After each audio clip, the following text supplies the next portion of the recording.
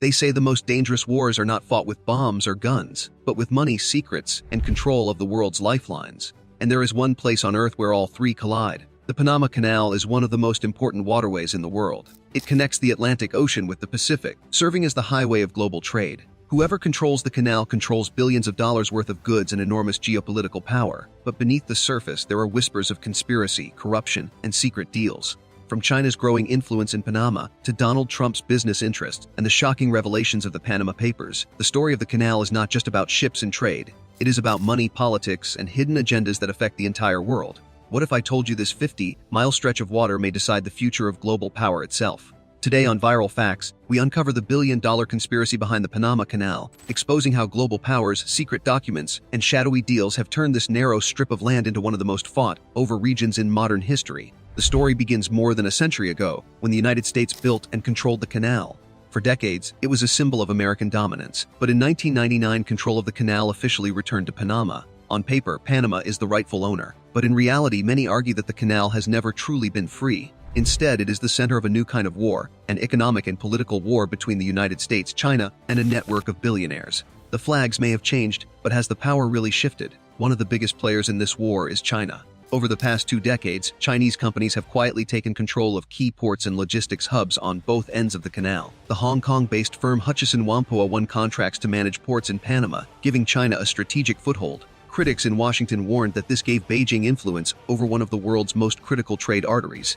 And in the event of a US-China clash, could the canal itself be turned into a weapon? But China is not the only player in this story. Enter Donald Trump. Before becoming president, Trump was a businessman with global ambitions. During the 1990s and 2000s, Trump tried to establish business operations in Panama, including the Trump Ocean Club, a massive luxury hotel and resort. This project later became linked to money laundering investigations, suspicious shell companies, and foreign investors whose identities were hidden. When business, politics, and offshore money collide, is it just coincidence, or part of a much darker pattern? When the Panama Papers leak exploded in 2016, investigators discovered a massive network of secret offshore accounts and companies tied to elites worldwide. Some of these connections circled back to Panama's booming real estate sector, where Trump's brand played a role. The Panama Papers didn't just expose corruption, they cracked open the vault of a global shadow economy. Millions of documents revealed how politicians, celebrities, criminals, and corporations hid their money in Panama's offshore financial system. They exposed prime ministers, dictators, and billionaires. They also showed how Panama became a hub for money laundering and tax evasion. And all of this unfolded as China and the US were battling for influence in the same tiny country. So was the canal just a waterway, or the center of a hidden war over money and power? One theory suggests that China's presence in Panama is not only about trade, it is also about surveillance and influence. By controlling port facilities, China can monitor shipping traffic, gather intelligence, and influence global supply chains. What better way to control the world than to control the choke points where its lifeblood flows? Another theory connects Trump's business empire with Panama's offshore networks. Trump-branded buildings in Panama became magnets for investors from Russia, Latin America, and the Middle East. Many used shell companies to hide their identities, mirroring the exact practices revealed in the Panama Papers. Was Trump simply selling luxury real estate or laundering legitimacy for dirty money? To make things worse, Panama itself has long struggled with corruption and instability. Local politicians have been accused of cutting secret deals with foreign powers in exchange for cash and influence. The canal should be Panama's greatest treasure. Instead, it may be its most valuable bargaining chip. Every year, more than 14,000 ships pass through the canal, carrying goods worth hundreds of billions. Oil, grain, consumer goods, and military supplies all depend on it. If this artery is squeezed, the world economy bleeds. The conspiracy becomes clearer when you connect the dots. China builds influence through port control. Trump's empire ties into suspicious Panama investments. The Panama Papers expose offshore money networks. Panama's elites strike secret deals while citizens see little benefit. Each piece alone is alarming, but together, they form a chilling puzzle of global power. And now an environmental crisis deepens the tension. Climate change is reducing rainfall in Panama, lowering the canal's water levels. With fewer ships able to pass each day, control of the canal becomes even more valuable and more dangerous. When nature weakens the canal, politics and power rush to fill the gap.